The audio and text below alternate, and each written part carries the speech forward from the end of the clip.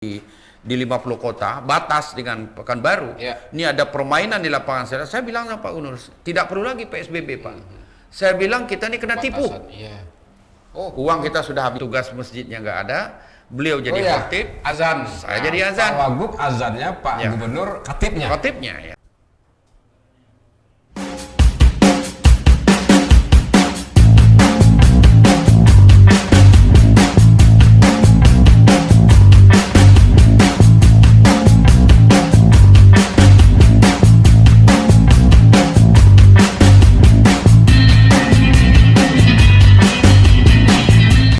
Bismillahirrahmanirrahim. Assalamualaikum warahmatullahi wabarakatuh dan salam sejahtera bagi kita semua. Ibu bapak saudara-saudaraku, kembali bersama saya Hidayat di channel YouTube Kopi Pahit Hidayat. Tanpa gula kehidupan tak selalu pahit. Kali ini tamu kita adalah Haji Nasrul Abid Datuk Malintang Panai, Wakil Gubernur Sumatera Barat. Kita akan menggali lebih dalam dan mengungkap hal-hal yang belum terungkap. Bagaimana Bapak Nasrul Abid melakoni tugas sebagai Wakil Gubernur Sumatera Barat. Kita sapa dulu. Selamat malam Pak Nasrul. Malam. Assalamualaikum warahmatullahi wabarakatuh. Alhamdulillah. Alhamdulillah. Nah, karena jarak kita agak semeter, izin kita buka ini biar lebih boleh juga pasak titik apa-apa.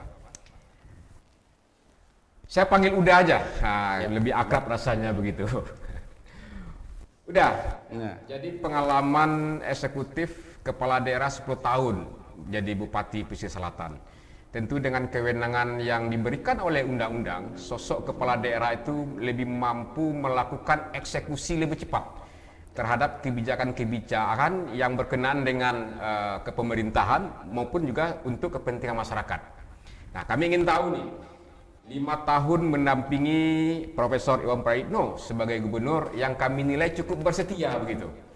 Namun kami punya data juga, karakter dan keinginan seorang Kakanda Nasrul Abid ingin segera mengeksekusi kebijakan-kebijakan yang mesti dilaksanakan secepatnya. Kira-kira bagaimana rasa penderitaan batin jadi wakil gubernur nih gitu? Dan enggak begitu. Baik, terima kasih. Jadi begini, saya ini awalnya kan berasal dari birokrasi dan memang kelas bawah. Saya itu berangkat dari jadi pegawai itu 1 Maret 77. Jadi dimulai masuk bekerja 4 November 76, tamat STM di Padang 75, merantau 10 bulan kemudian terima kerja di Kanwil Depkes Provinsi Lampung, 1 Maret 77 diangkat jadi pegawai. Jadi saya tuh berangkat dari birokrasi. Birokrat ini tentu loyal kepada pimpinan. Kira-kira itu modal dasar. Terakhir saya sampai tahun 2000 itu adalah kepala bagian tata usaha. Artinya dari bawah terus ke atas sudah pejabat eselon 3. Saya masuk ke Sumatera Barat pertama adalah wakil bupati Pesisir Selatan. Saya merasakan seorang Pak Darizal Basir, kolonel aktif. Saya harus berdampingi dengan beliau.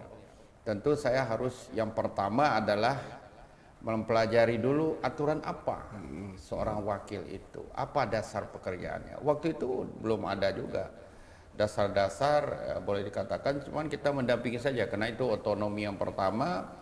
Saya adalah orang yang termasuk yang pertama wakil bupati setelah undang-undang itu undang-undang nomor 32 ya 99 tentang otonomi daerah. Iya, otonomi daerah 2299. Nah, kemudian dari situ saya belajar. Yang pertama kita lihat aturan, yang kedua kita lihat karakter seseorang yang kita dampingi seperti apa. Nah, jadi kita waktu itu adalah kalau dimintai pendapat kita berikan pendapat. Kalau tidak kita nggak bisa. Dalam pengambilan keputusan kita memang tidak punya kewenangan. Itu yang pertama. Tapi setelah saya masuk bupati, saya harus mengambil keputusan. Nah, kalau saya di Pesisir Selatan, saya adalah orang yang inginnya cepat. Saya tidak mau bertele-tele. Administrasi ini memang kita harus administrasi harus bagus, harus baik, jangan sampai melanggar hukum. Saya inginnya eksekusinya cepat. Selama 10 tahun saya melaksanakan itu, mulai dari daerah tertinggal sampai keluar, barangkali tidak usah saya sebutkan lah prestasi-prestasi, terserah masyarakat lah. Ya artinya perbedaan posisi wakil kepala daerah dengan kepala daerah itu sangat jauh sekali. Sangat jauh sekali, sangat jauh. Karena kewenangannya kalau di dalam undang-undang wakil itu tidak satu pun disebutkan bisa mengambil keputusan. Oh ya. Undang-undang yang terakhir kita 32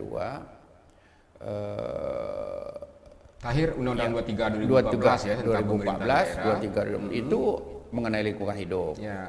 Kemudian pengawasan. Pemuda olahraga, cuman itu yang bisa. Kemudian pengawasan, pemberdayaan perempuan. Nah, pengawasan tuh kita juga tidak punya kewenangan. Kalau itu nanti akan ada satu keputusan yang lahir di situ, kita tidak bisa ngapa-ngapain. Kepala daerah yang ambil keputusan. Iya, harus kepala daerah gitu. Nah, boleh dikatakan tidak berfungsi. Nah, cuma saya masuk dengan Pak Irwan ini, yang pertama saya tentu juga mempelajari tugas pokok dulu. Ya. Undang-Undang 23 2014 saya pelajari, kemudian saya pelajari karakternya Pak Irwan ini. Karakter gimana seperti apa? Karakter Pak Irwan ini orangnya jangan sampai salah memberikan data. Tidak boleh. Nggak boleh salah soalnya. Dia orangnya juga ingin cepat. Tapi kadang-kadang ada juga di lapangan yang agak lambat seperti itu. Nah, mungkin beliau seorang pimpinan ya banyak pertimbangan begitu. Nah, kalau saya orangnya kan langsung terobos gitu loh. Nah, ada beberapa ada kalanya saya tuh maju. Nah, saya tapi tetap minta izin. Contohnya saya, karena kalau sudah terjadi bencana di Sumatera Barat, saya lapor aja ke Pak Gubernur. Pak Gubernur, Bapak pergi atau saya yang pergi? Kalau pergi saya jangan sampai ada dua di lapangan. Ya udah Pak Wagub aja. Nah, saya langsung ambil sikap, langsung panggil BPBD, apa bisa dibawa ke sana, dinas terkait langsung dibawa, dan kita harus segera turun karena ini masyarakat dalam kondisi perlu bantuan segera. Jadi secara undang-undang peran dari wakil gubernur itu tidak sehebat kepala daerah sebagai Oh tidak. Tapi Pak Gubernur, Pak IP cukup memberikan uang atau porsi yang cukup signifikan ke Wagub? Ya, jadi saya diberikan ruang signifikan, tapi tidak di dalam pengambilan keputusan. Ya, contoh ya, kecuali yang ke Wamena itu saya diberi kesempatan. Ya, kita cerita itu nanti. Karena saya ke sana gitu, nanti mungkin barangkali kalau mau dibahas. Jadi contoh, kita pembangunan Sumatera Barat harus segera. Dan kita tahu masalah Sumatera Barat yang klasiknya adalah masalah tanah ulayan. Betul. Di sini kita memang harus punya tim yang solid dan harus segera mengambil keputusan. Contoh tol, sampai hari ini juga masih tersendat-sendat. Bagi saya itu seharusnya kita harus cepat. Makanya rapat terakhir 2 minggu setelah kita pilkada, saya sampai ke Pak Gubernur, ini Pak, saya bilang sudah 83 kali rapat, kita harus selesaikan, dan ini sudah dibicarakan dengan istana. Sekarang di sini ada Forkompida, ada semua, Pak Kapolda ada, Pak Kajati ada. Sekarang sampaikan ke Pak Kapolda apa masalah yang ada sekarang. Iya, betul. Jika perlu orangnya disidik. Baik, ada yang menarik begitu. Ini kan hari ini 12 Februari 2021. Tepatnya beberapa jam ke depan, jam 00. Pak Wagub akan menyelesaikan tugasnya sebagai wakil gubernur karena memang sesuai dengan jadwal jabatan 5 tahun 2016-2021. Dari berbagai kesempatan kami merekam bahwasanya Pak Wagub masih berkeinginan. Pertama itu persoalan titip honorer untuk di perhatian kesejahteraannya, daerah tertinggal, termasuk juga pembebasan tol begitu. Mau berhenti masih berpikir juga untuk masyarakat. Terus selama ini ngapain aja Pak Wagub? Selama ini kita kan tidak bisa kita berbuat karena memang aturan dan undang-undang. Nah, kedepannya kan contoh masalah pegawai itu sekarang dibuka untuk pegawai P3K. Tapi P3K ini dapat informasi kan hanya guru dengan tenaga kesehatan. Nah, tenaga-tenaga teknis lainnya mau diapain? Karena saya dari pegawai negeri dari bawah, saya merasakan kesulitan mereka. Sekarang mereka sudah ada 5 tahun, 10 tahun yang nasibnya nggak jelas. Nanti kalau seandainya mereka tuh hanya tetap dengan honorer dengan UMP 2,4 juta, habis itu selesai, mereka hilang begitu saja. Padahal mereka punya anak, punya istri, punya tanggungan. Ya, harapan kita tentu ini Ada solusi-solusi dicarikan oleh pemerintah pimpinan ke depan agar mereka di statusnya harus dijelaskan. Karena program P3K ini baru juga regulasi dari pusat. Kan ada 1 juta untuk guru ya. Ini adalah peluang menurut saya, bukan hanya guru, ternyata yang lain juga. Bahkan ada mereka yang sekarang sudah umur 40 tahun, contoh, nanti tidak bisa lagi diangkat, tidak ada kesempatan untuk bisa tes, tidak juga bisa di P3K, umur sudah lewat. Ya, saya pernah dulu di Pesisir Selatan. Jadi umur yang 40 tahun ke atas itu diberikan mereka asuransi. Ya, di luar misalnya dari UMP-nya 2,4 juta ditambah oleh pemerintah daerah 10% atau 5% dimasukkan asuransi. Pada saat mereka nanti pensiun, itu menjadikan pesangon modal kerja mereka, barangkali mau dagang mau apa. Jadi kalau boleh tahu berapa rata-rata penerimaan honorer ini sebulannya? 2,4 juta sesuai dengan UMP kita. Ya, UMP kita kan seperti itu, 2,45 ya, 2,45 ada 2.400.000. Itu yang kita perjuangkan, titip kepada pimpinan berikutnya untuk bisa diperjuangkan. Kalau dia P3K nanti kan penghasilan mereka kan sekitar 4 juta. Dan itu nanti mereka juga mungkin ada kesempatan mendapat promosi dan lain-lain. Nah, harapan saya seperti itu. Nah, juga termasuk saya daerah tertinggal. Nah, kita jangan hanya melihat daerah tertinggal itu tidak pernah ke lapangan. Saya ini kan orang lapangan dan saya diberikan kebebasan oleh Pak Gubernur, Pak Irwan. Saya minta ke Pak Irwan, Pak, saya ingin jalan-jalan di Sumatera, saya ingin lihat seperti apa sih negari-negari tertinggal di Sumatera Barat. Catatan kita waktu itu 120.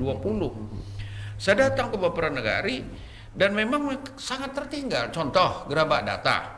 Kalau kita buka jalan Gerabak Data itu dari Talang Babungo Gerabak Data kita keluar lagi itu butuh jalan 94 km.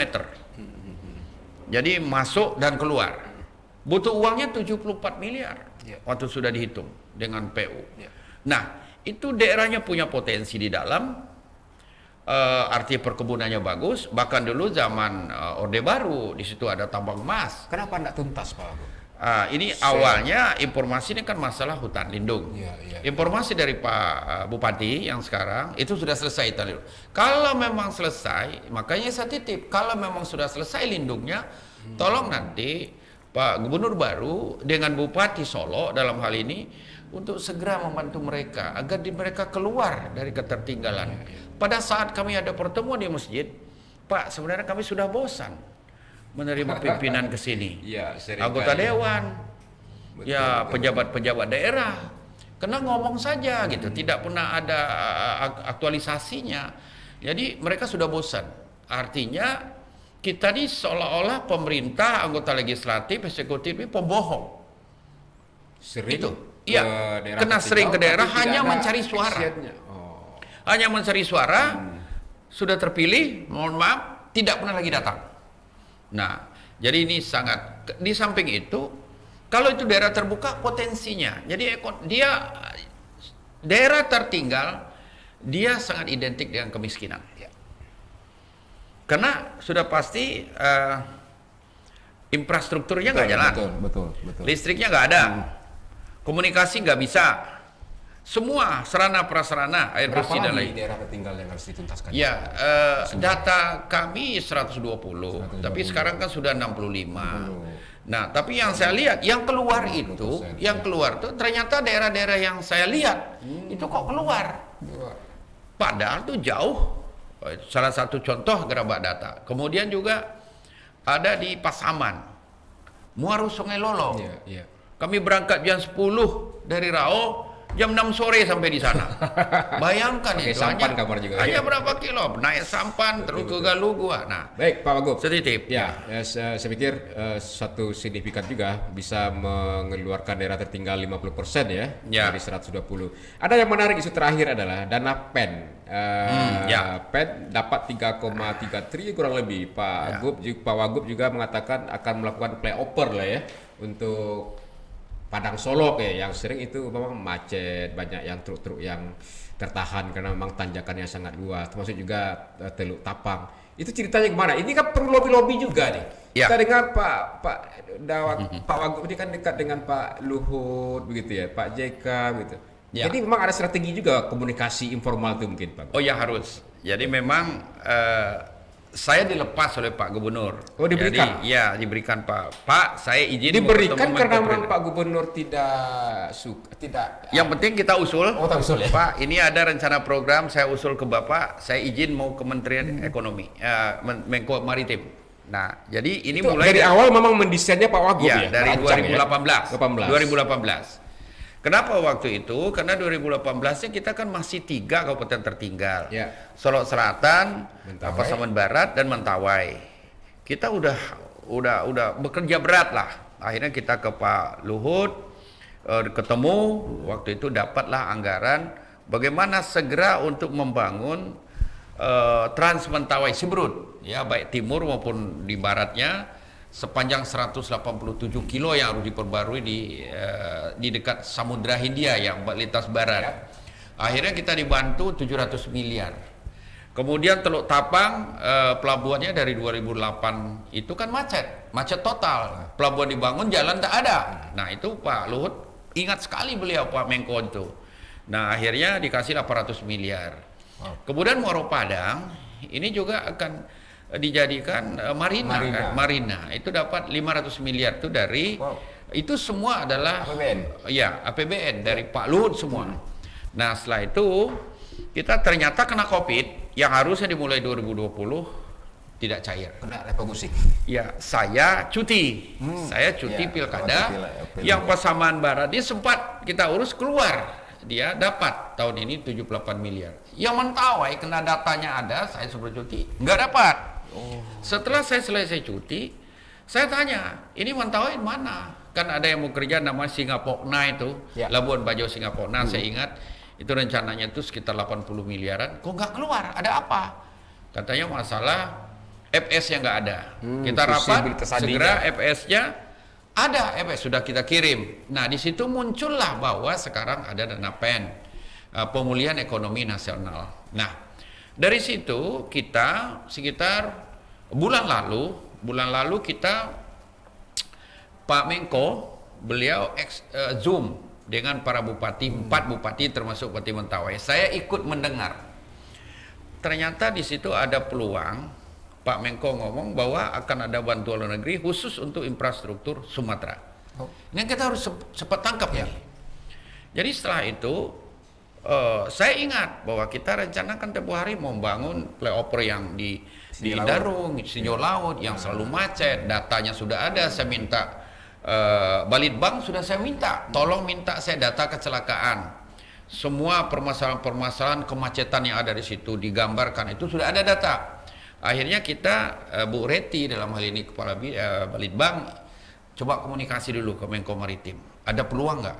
Ternyata Pak Luhut mengirim orang ke sini, Pak Menko. Asdep infrastruktur dan pengembangan wilayah. Dari situ kami cerita bahwa kebutuhan kita bukan hanya menyelesaikan Mentawai dan Pasaman Barat, banyak kebutuhan-kebutuhan lain. Kebutuhan-kebutuhan lain adalah bagaimana menyelesaikan jalan Arahan Panjang.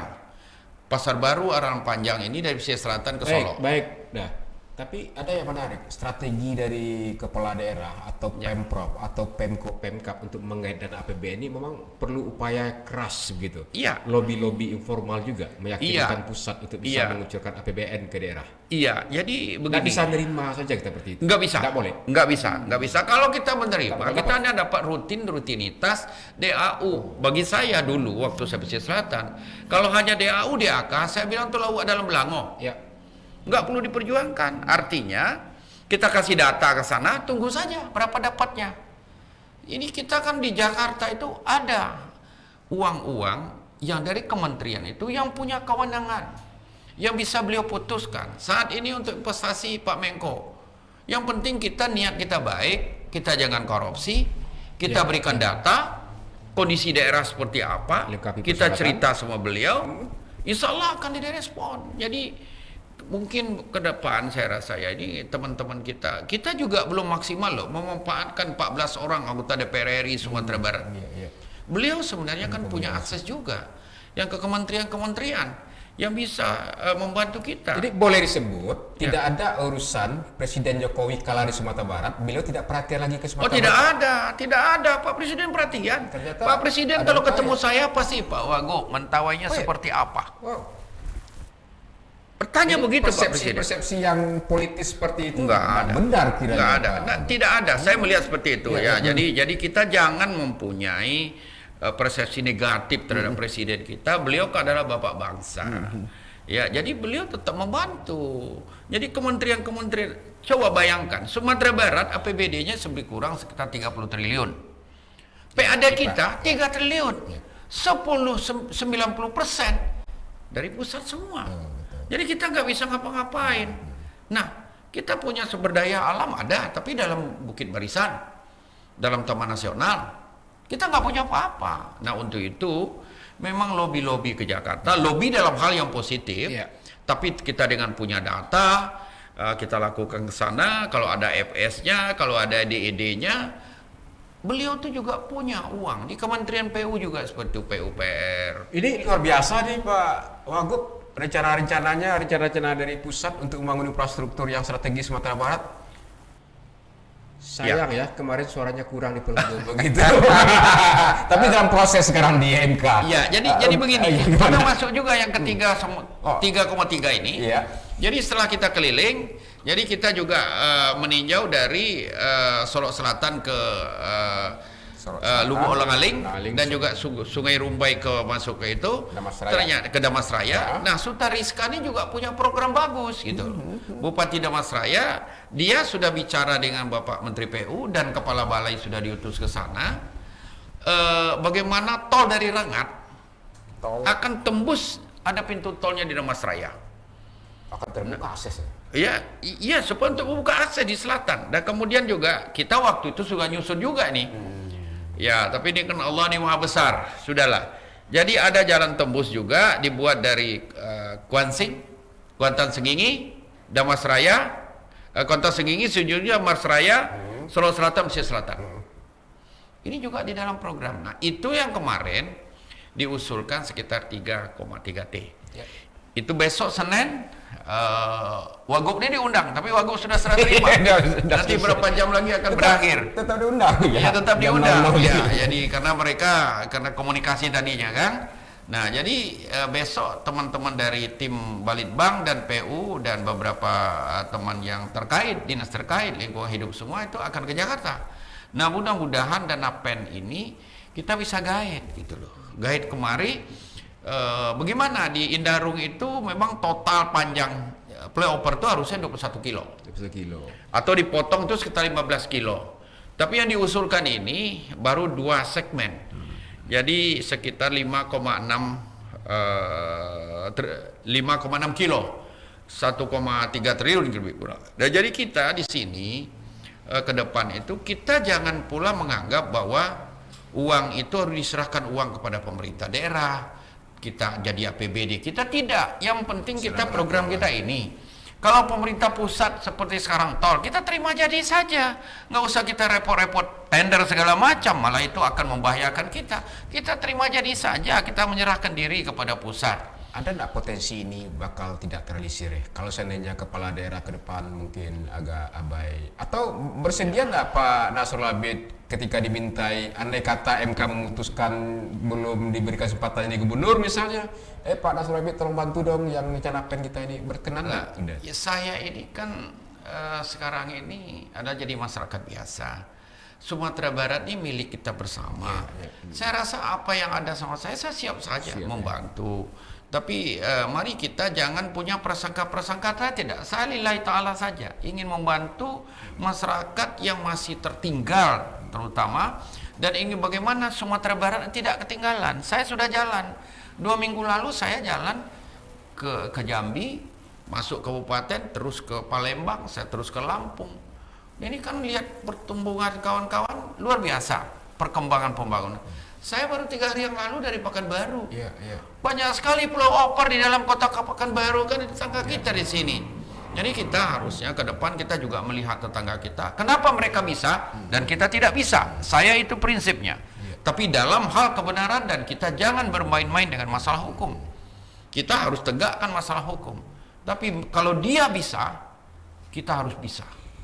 Termasuk juga akan siap berkontribusi untuk Sumatera Barat bila mana berada di luar sistem pemerintahan. Oh iya, saya siap saja. Tidak ada masalah. Baik. Ya, oke. Pak Wagub, itu terkait cerita ke Wamena, kita dapat informasi awalnya Pak Gubernur melarang atau tidak setuju gitu. Tapi memang luar biasa menemui saudara-saudara kita yang terjadi kerusuhan di Wamena, Papua begitu.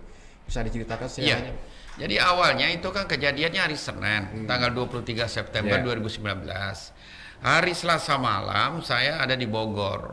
Nah, jadi saya dapat informasi ada WA yang mencari-cari Pak Wagub itu ada di mana.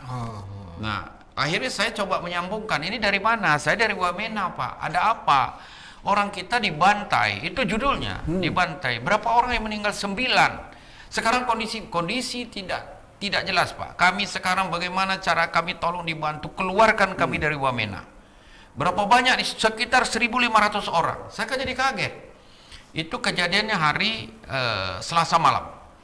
Berarti sudah 2 hari. 2 hari. Hari Rabu saya kebetulan ada tugas di Solo. Saya komunikasi terus. Hari Rabu itu di sana saya juga bicara dengan bupatinya. Apa benar mereka minta peti mayat. Awalnya peti mayat itu harganya 4 juta. Itu pada hari Selasa malam. Pada hari Rabu pada saat dibeli harganya 8 juta. Naik 2 kali lipat. Saya sempat marah juga kepada Basnas. Karena dia bilang kita cukup bantu 40 juta saja, Pak. Bapak jangan main-main. Basnas ini adalah uang masyarakat. Bapak harus bayar sekarang 64 juta. Kirim ke sana, saya bilang. Ini menyangkut masalah harga diri dan nyawa manusia. Alhamdulillah beliau kena sudah paham begitu, ya langsung dikirim uangnya. Hari Kamis saya tunggu di sini mayatnya. Ternyata cerita mereka di sana masyarakat kita tidak bisa keluar dari Wamena. Tidak bisa keluar, dan di sana kehidupan tidak ada. Jualan sudah nggak ada lagi, orang tidak makan gitu. Saya hari Kamis malam sudah mayatnya sampai di sini semua, 8 orang, yang 1 dikubur di sana. Saya ngomong hari Jumat, Pak Gubernur, saya besok Jumat saya ingin ketemu. Ada apa Pak Gubernur membicarakan Wamena? Pada saat saya lapor pertama, Pak kita membawa mayat pulang, enggak di sana saja dikubur. Memang itu kata beliau. Pak ini keluarganya minta di sini. Yang sekarang ini Pak mereka kena musibah, kita bagaimana menenangkan keluarga mereka saja. Udah setuju, Jumat sore kita ketemu jam 3. Pak Gubernur izin, ini nampaknya kelihatannya masyarakat kita di sana dalam kondisi tidak menentu. Mereka minta bantuan kita. Kalau saran saya ada yang ke sana. Kata Pak Gubernur, ngapain ke sana? Kira-kira seperti itu. Menjemput orang kita kalau memang dia itu pulang. Kalau orang Minang, beliau dengar apa enggak gitu ya. Pak, prinsipnya orang Minang ini Pak, kalau tenggelam itu diselam. Anyut itu dipinteh, anyui dipinteh. Kalau sansaro di rantau orang, dijapui minimal kita caliak. Siapa yang mau pergi? Kata Pak Gubernur. Beliau sudah mulai respon kan. Ini ada, saya bilang, berapa kepala dinas saya bawa, sosial, dari Biro Rantau. Enggak ada yang berbunyi nih, takut semua karpetannya. Ayo berangkat, saya bilang. Ya enggak berani. Nah, ini Wagub yang bisa. Kata Pak Gubernur, beliau sampai. Ini Pak Wagub yang bisa menyelesaikan. Nah, akhirnya ya saya minta uang. Oke, Pak. Bukan uang untuk pribadi kami. Saya bisa dibayar dengan tiket dinas bisa. Tapi uang yang kita untuk masyarakat kita di sana. Bantuan yang akan kita bawa. Kalau begitu Pak, malam ini juga harus berangkat hari Kamis malam. Nah, Kamis kami berangkat dari sini jam 9 malam, terus dari pesawat besok siang jam setengah 12 sampai di Jayapura ya, di Santani. Sama saudara Andi Rosadi juga kayak gitu? Enggak ya. Pak Andi Rosadi 10 hari setelah saya. Setelah itu ya. Jadi setelah itu sampai kita lihat di sana ketemu masyarakat kita 172 orang tuh mereka nangis semua. Pak Wagub kami minta pulang. Minta ibu-ibu kan di sini KTP-nya. Iya Pak, kami hari ini kami sudah merasa tidak nyaman lagi di sini. Kami yang penting nyawa kami selamat. Sudah itu saya ke rumah sakit, lihat saudara yang ada yang Sati Putri 1 yang kena 3 panah. Terus saya juga ketemu dengan mewakili Bupati Jayapura, saya ketemu dengan Danrem, waktu di bandara saya juga ketemu dengan Pak Wakapolda waktu yang ada, ketemu juga Pak Boy Rapli. Solusinya Ya. dapat hari itu. Ya, nah jadi waktu di sana ini saya belum bisa ngambil keputusan. Saya tanya sama masyarakat, ini masyarakat kita yang di Wamena ini berapa jauh dari sini? Ada 1 jam perjalanan Pak, tapi Pak pakai Hercules. Ada nggak pesawat? Nggak ada. Saya entah dari mana Pak Osman Sabta, beliau tahu bahwa saya di sana ada wagub. Tolong Pak Panglima itu dibantu wagubnya. Apa yang dia butuhkan? Wah, saya luar biasa juga rasanya kan Pak, beliau turun tangan. Dan saya dapat informasi dari dan Lanut di sana. Dan Lanut di situ Pak bintang 1 Pak Jenderal Tri, Brigjen Tri, Pak Wagub kalau mau ke Wamena kita antar. Alhamdulillah jam berapa? Besok pagi jam 7. Oh, Hari Sabtu. cukup Ya respon, udah. ya. Kita berangkat langsung ke sana. Berangkat ke sana, saya ketemu juga Pak Boy Rapli. Kebetulan kita mau berangkat juga datang Pak Doni Monardo. Beliau juga ada acara di Jayapura. Kemudian saya ngomong mau ke sana. Nah, setelah kita terbang diantar oleh Pak Jenderal Tri, 1 orang juga Mayor Joni yang anak Lubu Alung. Dia kasiter di Korem Jayapura. Terus sampai di sana saya keliling, kota sudah mati, semua sudah hancur, yang kebakar. Kita ketemu dengan masyarakat kita yang ada di komplek Kodim. Itu ada sekitar 800-an orang ada di sana. Mereka sebagian besar minta pulang. Minta pulang semua, akhirnya saya bilang daftarkan saja. Saya ketemu dengan Pak Bupati diutus Sekda. Saya ketemu dengan Dandim. Pak Dandim nih keamanan di sini gimana? Kalau di sini aman Pak. Nah ternyata ya kalau di kota itu sudah aman, tapi di sebelah kota itu masih terjadi kerusuhan. Masyarakat saya sekarang minta pulang. Tolong sampai kepada Pak Bupati, saya bawa dulu pulang ke Padang. Ini belum tahu nih biaya dari mana nih kan, tapi yang pasti kita harus pulang. Daftar semua, daftar hari itu. Kemudian saya minta tolong, tapi tidak etis saya sampaikan, sehingga orang kita itu cepat mereka keluar dari situ, karena di bandara ada 10.000 orang sedang menunggu pesawat. Di situ saya ngomong, tolong Pak, untuk evakuasi ya pesawat, kena Hercules waktu segitu cuma satu terbang 1 kali atau maksimal 2 kali. 1 kali angkut itu hanya 150 orang. Kalau 2 kali berarti 300 orang. 10.000 itu kapan? Saya bicara, tolong saya bilang Pak Panglima, tolong dibantu ini segera pesawat datang ke Hercules untuk segera mengevakuasi masyarakat yang ada di bandara ini, karena mereka tidak ada makanan di situ pada saat itu.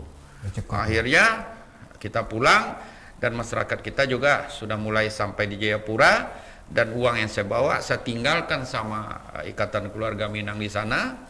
Jadi mereka urus. Nah, kita di sini sampai di Jakarta, saya kembali hari Senin. Hari Selasa malam saya ajak Pak Gubernur kita basi doncek. Kita harus sumbangan ini Pak Gubernur. Nggak ada, nanti pakai apa mereka pulang. Alhamdulillah malam itu Pak Osman Sabta 1 miliar, Pak Pahmi juga ada pengusaha dari Sulit Air 1 miliar. Terkumpul malam itu 3,2 miliar. Akhirnya luar biasa. Sumbangan masyarakat dari 100 juta, dari 200 juta, dari 50 juta, terkumpul lebih dari hampir 6 miliaran total uang semua. Setelah pulang sudah ditotal semua itu 864 orang yang kembali ke Sumatera Barat. Yang naik kapal, waktu saya pulang, mereka juga naik kapal, sudah 4 hari, mereka sakit 15 orang di kapal. Setelah sampai di Makassar, saya suruh turun mereka. Waktu turun itu pesawatnya minta KTP. Kebetulan ada salah seorang kombes di sana di Polda. Dia dapat tanpa KTP semua bisa naik pesawat. Alhamdulillah cepat. Nah, jadi sampai di sini yang rumahnya hancur itu dikasih 20 juta. Anak-anaknya juga dikasih uang. Ternyata dalam proses evakuasi menemui saudara kita ya di Wamena itu lancar-lancar saja ternyata. Lancar-lancar saja, saya tidak merasa takut. Niat tadi. Tapi setelah saya pulang sampai di Jakarta, baru saya merasa takut. Karena di sana masih ada panah memanah katanya. Waktu saya di sana betul-betul saya tidak ada merasa ketakutan. Tidak ada terpikiran juga ya, panah Tidak ada, meleset. saya lancar saja gitu loh. Nah, kenapa Andre Rosiade 10 hari saya setelah pergi, itu kaca jendela mobil nggak boleh dibuka. Hati-hati Pak, nanti kena panas. 10 hari setelah saya pulang. Bayangkan, berarti daerahnya juga masih belum aman. Dari awal keberangkatan ke Wamena tidak merasakan kecemasan? Enggak, saya cuma ingin bagaimana melihat mereka segera menyelamatkan masyarakat kita. Termasuk Nah, juga ternyata proses komunikasi dengan para pihak ya? Iya, ya Bantuan, komunikasi memudahkan saya juga prosesnya. sempat komunikasi dengan Pak Gubernur. Saya diterima karena dulu Pak Gubernur itu saya belum dapat akses. Pak Boy Rapli datang, saya minta tolong beliau mantan Kapolda di sana kan. Pak Datuk, saya minta tolong ketemu dengan beliau. Tibo dan Pak Pai dan Pak Muko pulang tanpa pungguang. Saya harus pamitkan sama beliau. Akhirnya diatur oleh Pak Boy Rapli, saya ketemu Pak Gubernur. Pak Gubernur ingat, waktu saya ke Padang dulu, yang menyambut saya di bandara tuh Wagub katanya. Waktu itu beliau dikasih gelar kan di Lintau. Nah, jadi sejarah itulah barangkali menjadi suatu hal yang sangat penting sekali. Makanya terakhir saya juga pergi juga kemarin karena lihat WA Pak Wagubnya ada di mana, kami butuh bantuan yang di Mamuju, di Mamuju ya. Mamuju ya yang kemarin ini. Ya. Dalam proses 5 tahun ini ada yang merasa ada kejadian yang clash sama Pak Gubernur misalnya? Bagaimana? Enggak ada yang clash ya. Tentu ada lah yang Pak Wagub yang merasa tidak berdindalanjuti. Begini,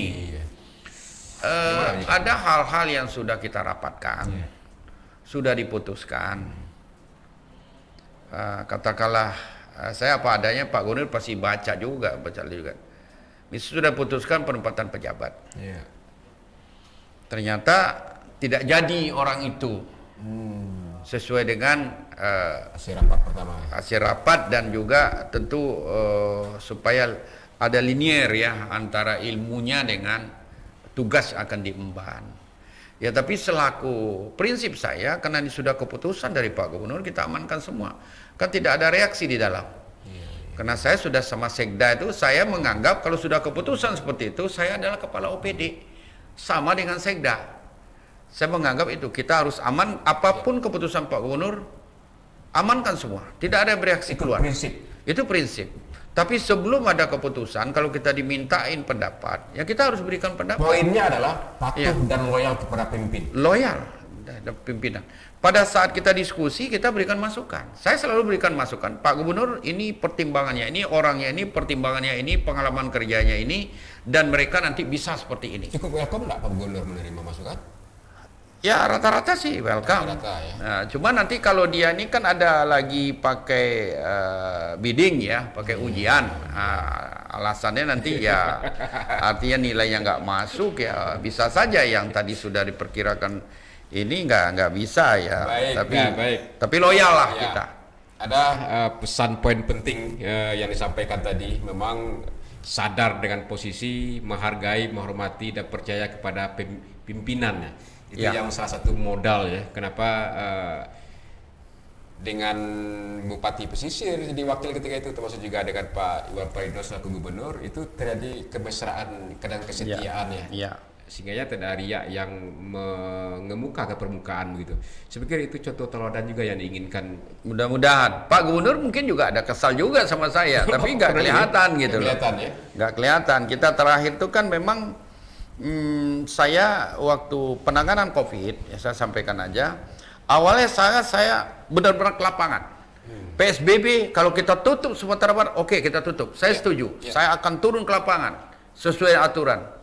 Tapi setelah saya berapa kali sidak, saya berangkat di sini jam 10 malam, saya sampai jam 1 di 50 kota, batas dengan Pekanbaru. Ini ada permainan di lapangan saya bilang sama Pak Gubernur, tidak perlu lagi PSBB Pak. Saya bilang kita ini kena tipu. Uang kita sudah habis berapa? Ternyata tidak sesuai dengan harapan kita. Pada saat saya di sana, mobil itu istirahat semua. Artinya tidak ada yang lewat. Begitu saya pulang jam 2, karena itu bulan puasa. Mereka lolos semua, ada permainan. Saya bilang Pak, saya tidak lagi ke lapangan. Sempat mengusir bos yang Iya. memaksa masuk. Iya, karena Dalam memang itu mengamankan prinsipnya kebijakan. seperti itu supaya ternyata, nah kita mengharapkan juga provinsi tetangga sama. Ternyata provinsi tetangga beda pula penanganan ini. Nah jadi mungkin Pak Gubernur ada kesal sama saya ya, saya mohon maaf tapi saya tidak ada maksud saya ingin bermain di belakang menikung-nikung, itu tidak ada prinsip saya. Komunikasi bagus, lancar, Ya. beda pemahaman Bisa saja. sedikit, bisa saja. Bisa aja. Tapi Pada saat keputusan diambil, saya diamankan. amankan Selaku itu. wakil gubernur. Ya. Ini tidak enak juga jadi wakilnya. Oh nggak enak. Tidak satupun keputusan yang bisa diambil. Iya. Betul. Ya. Baik, ini kita kembali masuk kepada persoalan pilgub nih Pak Ago. Kami ingin mengetahui juga, merekam dari perasaan-perasaan dari masyarakat. Kira-kira perasaan Pak Nasrul Habib ini kah?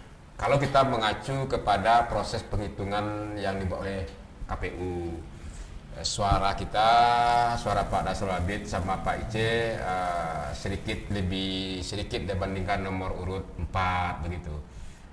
Gimana perasaan sekarang? Ya. Menjawab, dan juga mungkin konstituen pendukung ada yang sangat sedih. Sampai hari ini para pendukung konstituen kita juga masih berharap ya. Artinya mereka juga belum menerima kekalahan ini. Tapi kita selaku orang beriman tentu terus berada, kita harus tahu juga ini keputusan ini memang sudah harus mendalami sekali. Saya juga sempat juga ya, 2-3 hari itu saya belum bisa menerima gitu loh. Wajar lah, karena kita sudah sosialisasi sekian lama. Ya teman-teman juga bekerja, kita juga dengan survei dan lain-lain. Tapi sekali lagi ini kan adalah keputusan yang maha kuasa, mungkin yang terbaik barangkali, apa yang terbaik. Nah kalau soal sekarang ada di MK, semua orang mengajukan ke MK pasti ingin menang. Kita juga termasuk ingin menang. Tapi jika seandainya nanti kita kalah, kita juga harus siap. Itu adalah yang terbaik dari Allah Subhanahu wa taala. Saya rasa seperti itu. Kita doa tetap kita lakukan, upaya-upaya kita lakukan. Kita tunjuk juga pengacara yang melengkapi data yang ke sana. Ya, ini tanggal 16 nanti akan diambil keputusan. Oke, kalau seandainya putusan MK lain dari keinginan Pak Nasrul Habib, kira-kira bagaimana? Ya, kita harus menerima. Mendukung. Ya, kita harus mendukung, harus menerima lah. Ya, karena itu kita kembali lagi ya, saya rasa ini Allah Subhanahu wa taala sudah memberikan garisan kita seperti itu. Nah, saya tentu juga para pendukung saya minta ya tetap kita bersabar, tetap kita bisa menerima itu. Nah, kalau seandainya yang terbaik ya tentu saya rasa Allah Subhanahu wa taala itu punya rahasia yang kita tidak tahu. Ini yang belum bisa dipahami oleh teman-teman saya. Ya, keluarga Pak Nasrul cukup bisa memahami Ya, sampai hari ini. ya habis. Menerima? Ya, kita harus beritahukan mereka keputusan yang terburuk di dalam berpolitik ini kan harusnya seperti itu. Sudah harus siap gitu. Ya. Ada satu hal yang mungkin juga pertanyaan masyarakat, mungkin bahasanya seperti ini. Cukup harmonis hubungan Pak NA dengan Pak IP. Bahkan ternyata kabar-kabarnya Pak IP tidak dukung Pak NA juga itu sebagai wakil kan. Padahal kan wakilnya begitu kan. Program dia yang mesti dilanjutkan begitu lah. Logika normatif seperti itu. Gimana Pak? Ya. Saya maju, saya ngomong dengan Pak Irwan. Saya minta izin sama beliau. Tapi beliau kan juga punya kepentingan, kan punya partai gitulah. Ya mau tidak mau ya ini kita harus ya menerima kondisi ini. Kita tidak bisa juga maksa. Bahkan beliau kemarin apel, saya ini adalah ketua tim pemenangan Mahyildi. Di apel semua orang jadi dengar. Ya tapi ini kan kita nggak bisa ngapa-ngapain, itu hak beliau juga secara pribadi kan. Dari partai yang ditugasi seperti itu. Gitu. Tapi tidak menyangka ya, Pak Nasrul. Tapi kembali kepada tadi itu yang jalan terbaik.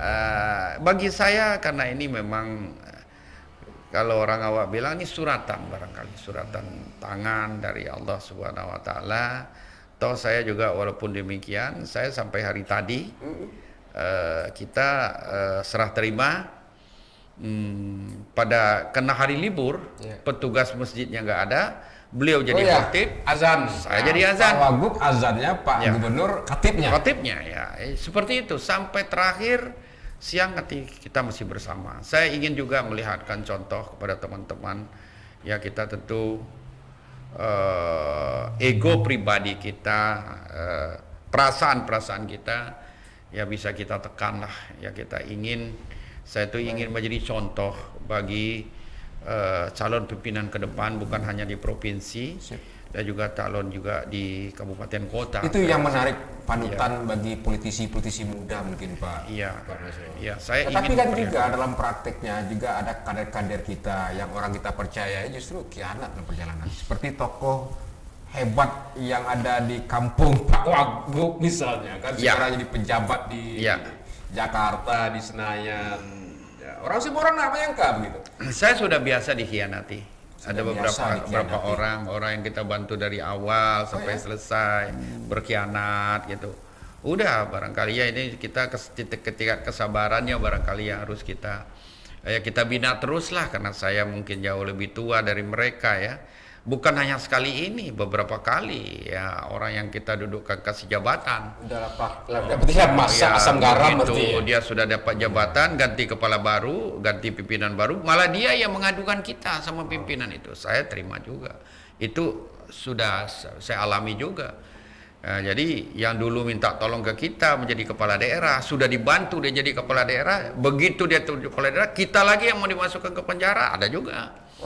Ya begitu yang kejadiannya ini. Tapi politik sampai hari ini Pak, alhamdulillah sehat dan insya Allah aman ya secara hukum. Aman aja, secara hukum aman ya. Kita bekerja ini kan ada aturan-aturannya. Saya rasa seperti itu. Kita memang pada saat kita dipitnah ya kita cukup berat juga menghadapi itu. Tapi ini kan kita punya prinsip bahwa kita tidak ada niat sama sekali. Kalau bekerja itu kalau kita sudah punya niat yang jelek barangkali ya mungkin kita akan was-was. Saya tidak ada niatnya jelek seperti itu. Apalagi saya 5 tahun terakhir dengan Sumatera Barat, saya betul-betul ingin melihatkan teman-teman saya kepala daerah lain bahwa bisa akur. Kenapa akur itu? Kita harus tahu posisi sebenarnya. Jangan kita melebihi dari posisi pimpinan kita yang tertinggi. Katakan bupati, wakil bupati jangan melebihi bupati, tindak tanduk, tingkah laku. Iya, nah jadi yang banyak ini adalah di dalam masalah pendapatan. Di situ banyak kekeliruannya. Saya rasa ya kalau kita tidak ikut bermain di proyek-proyek, saya rasa nggak ada pula yang perlu dipertentangkan. Baik, ini luar biasa banyak poin-poin yang bisa menjadi panutan, menginspirasi dan memotivasi juga. Terakhir, ada kata MK memutuskan tidak keinginan dari Pak NAIC misalnya. Kemana sih Nasrul Abid pasca ini? Ya saya pensiun sebagai pasti. Anak petani kabarnya mau jadi petani lagi begitu kan? Ya, sehat. Ya, saya anak nelayan, anak petani. Mungkin saya mau nangkap ikan aja saya jual. Jadi nelayan asli. Pedagang namanya itu udah pernah ikan begitu. Mungkin saya kembali juga ke kampung, barangkali saya bisa bertani, bisa juga untuk cucu barangkali, tapi karena sekarang pandemi saya juga agak menghindar dari cucu, tidak banyak ketemu. Tapi hari-hari saya insya Allah saya sudah putuskan tinggalnya di Padang. Ya, saya tentu melalui kesempatan ini saya berterima kasih kepada masyarakat Sumatera Barat yang sudah membantu saya 5 tahun dalam bekerja maksudnya membantu Pak Gubernur. Tentu saja harapannya kalau soal kesuksesan, keberhasilan, saya tidak akan berani memberikan penilaian. Itu saya serahkan saja kepada masyarakat. Di pesisir selatan saya juga kan sampai sekarang dibilangin tidak membuat apa-apa. Bagi saya nggak ada masalah, silakan masyarakat saja yang menilai itu, termasuk di Sumatera Barat, karena saya memang tidak mengambil kebijakan tapi menyiapkan kami bahan-bahan untuk diambil kebijakan. Ya, itu tugasnya seorang wakil seperti itu. Jadi tugasnya wakil itu bisa mengkoordinasikan semua OPD terkait yang ada di dalam bersama sekretaris daerah. kita menyiapkan konsep-konsep keputusan yang akan diambil oleh kepala daerah, dan itu keputusan itu tidak salah di dalam kebijakan diambil itu tidak salah di mata hukum. Itu sebenarnya yang Itu pimpinan pesan yang baik. terus kita dari wakil gubernur untuk Ya. ke ASN atau Ya. OPD-OPD. Iya, semua saya seperti itu. Jangan khianati pimpinan. Karena pimpinan itu paling sakit, dan dia tahu anak buahnya itu, stafnya itu yang berkhianat itu dia tahu. Jadi janganlah jadi pengkhianat kita. Jadi itu saya rasa pesan saya kepada Jangan kita pernah bersama. jadi pengkhianat. Jangan pernah jadi pengkhianat. Jadi kita harus tahu posisi, baca undang-undang, baca peraturan, tempatkan diri kita di mana seharusnya kita berada. Insya Allah akan Baik, aman. terakhir pasangan IPNA Pak Gop cukup merasa enjoy dan merasa puaskah 5 tahun kepemimpinan ini? Dan terakhir ini bagaimana respon dan apresiasi masyarakat yang dirasakan pada saat ini? Kalau saya rasakan, ya Misalnya seperti ini, ketika pejabat dilantik kan mau seminggu sampai 2 minggu tari-tari, ucapan selamat luar biasa begitu kan. Setelah masa pensiun, setelah habis jabatan, seolah pai begitu saja gitu. Ya. Dirasakan enggak seperti itu, Pak? sudah mulai merasakan. Mulai saya merasakan. Dan mungkin barangkali ya kita harus siap. Kita harus siap dengan segala resiko itu. Orang hanya tidak berteman keluar. dengan jabatan rupanya. Iya, jadi memang ya pengalaman saya seperti itu. Banyak teman saya kena jabatan, karena memang ada kepentingan. Nah, makanya saya beberapa kali saya sampaikan pada saat perpisahan, janganlah pertemanan persahabatan kita ini kena jabatan. Saya rasa silaturahim ini agama kita menganjurkan demikian. Walaupun kita tidak lagi ada berhubungan pekerjaan, silaturahim tetap terjaga dengan baik. Itu yang saya himbau. Nah, jadi ya kalau soal keberhasilan saya dengan Pak Irwan, kami serahkan, kalau saya serahkan kepada masyarakat untuk menilai. Ya, tapi saya sudah berusaha sekuat tenaga semampu saya mendampingi Pak Irwan, sehingga detik-detik terakhir kami masih tetap bersama, walaupun saya tahu pilkada kemarin beliau ada posisi di mana, tapi ini harus saya tekan diri, saya harus tahu diri di sini, dan saya ingin pasangan kami ini ingin dikenang oleh teman-teman ke depan, supaya kita apabila kepala daerah bentrok, wakil dan pimpinan bawahannya tidak nyaman. Nah, kami ingin membuat senyaman mungkin. Dan proses pelayanan pemerintah juga Ya, akan terganggu. Jangan sampai itu terjadi. Harapan. Dan menariknya adalah prosesi pada hari Jumat hari Ya. ini. Ya. Pak Gubernur Iwan Prayitno menjadi khatib sholat Jumat, dan azannya adalah Wakil Gubernur Nasrul Habib. Ya. Luar biasa. Pak Nasrul Habib, kakanda kami, perkenankan kami menyerahkan sesuatu. Waduh. Ini sebagai wujud terima kasih sebagai anak bangsa, sebagai warga Sumatera Barat, dedikasi kepada Pak Wagub telah berdedikasi dalam membangun negeri. Termasuk juga ucapan selamat kami sebagai salah satu entitas bisnis pers di Sumatera Barat. Ini plakat, mohon diterima Pak. Terima kasih. Sumbasu TV. Penghargaan yang setingginya kami berikan kepada Dr. Andes Haji Nasrul Abid, Datuk Malintang Panai, Wakil Gubernur Provinsi Sumatera Barat 2016-2001, atas dedikasi dan kerja keras dalam membangun Ranah Minang. Terima kasih banyak. Ini yang bisa kami berikan ucapan terima kasih sebagai warga Sumatera Barat. Termasuk juga ini pakai jasa juga ya. Penghargaan. Waduh. Ini direktur nih, John, tolong John. John. Ini Om John nih, silakan nih. Ini orang Pesisir juga nih, Pak Gu. Iya. Bagus. Iya. Mohon diterima. Sip. Iya. Oke. Makasih kasihnya. Makasih ya, Ya. teman-teman. Nah, John, silakan duduk, silakan duduk. Duka cita ya, John. Ya. Kemarin Ya, ya. silakan duduk dulu, Pak. Saya lagi di Pekanbaru kalau Ya. nggak salah orang tua Baik. yang meninggal. Ya. Ya. Bapak Ibu saudara-saudaraku, demikian bincang kita dengan Bapak Haji Nasrul Abid, Datuk Melintang Panai. Kembali bersua bersama saya Hidayat di Kopi Pahit Dayat. Kami akhiri billahi taufiq hidayah. Wassalamualaikum warahmatullahi wabarakatuh. Waalaikumsalam warahmatullahi wabarakatuh.